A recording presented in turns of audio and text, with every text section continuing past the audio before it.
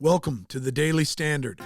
God has given men a code of conduct in His Word, and we're here to help you live up to it.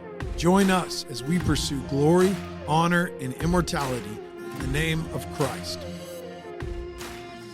Well, howdy, men, and welcome to the Daily Standard. Now, my name's Justin, and this week we're going to be talking all things prayer. Now, we're going to be spending our time hanging out specifically in Matthew chapter 6, verses 9 to 13. But my hope is that during the course of this week, we'll take prayer, something that's usually kind of abstract for men and something that's difficult for us if we're honest with ourselves. And hopefully this week we'll be able to break it down, to look at it in its pieces as given to us by Jesus, and be able to assign value to it in a way that maybe we didn't think about before, that hopefully will enrich our prayer lives, but also honestly make our prayer lives easier. Now, I don't want you to think that what I'm saying is prayer is just going to be this easy thing. You're going to want to do it all the time. It's going to just become second nature to you immediately, because it's not even like that for me. Look, there's times when I have to will myself to pray, and that's because I'm a man. I'm a fleshly man, and I get distracted, and I get caught up in the things that I can see and taste and touch and feel, the things that are going on right in front of me, and it causes me to have distance with God. But my prayer is that this week, hopefully we'll be able to reframe the way you see prayer, and that you'll be able to receive an approach to prayer that will help simplify things for you and help give a lot of richness and weight to it.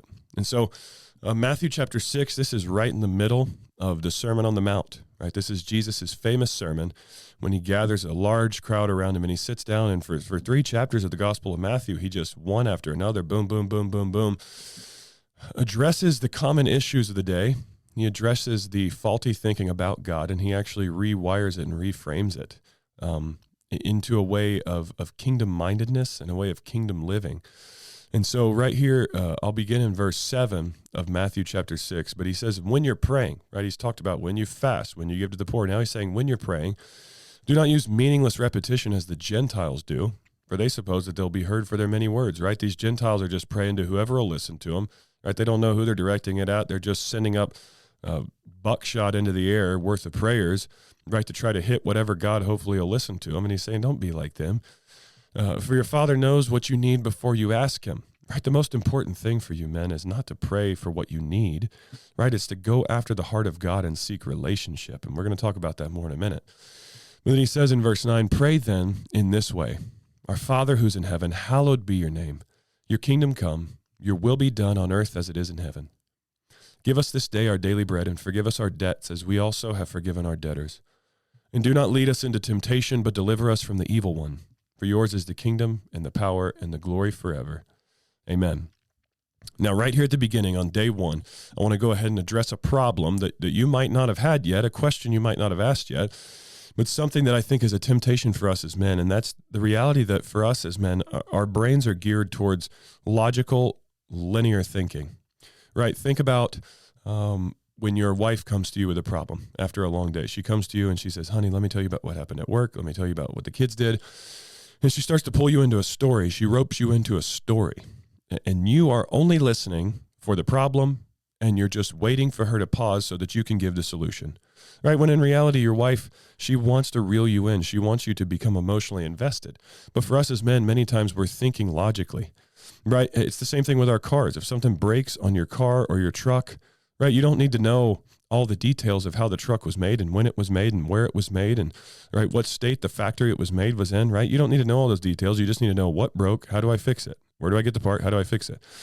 But the reality is that prayer doesn't work like that, right? Prayer, what Jesus is giving us, is not a formula to follow to have a good prayer life. What he's doing is he's giving us a blueprint that we can apply over our prayer life that can act as guidelines to help us walk into a deeper relationship with God, right? That's ultimately what it's all about, is that we're praying to a Father who wants to listen to us and wants to hear from us. And so what I want you to do this week, starting out right here today on Monday, is I want you to pray each line of this prayer personally.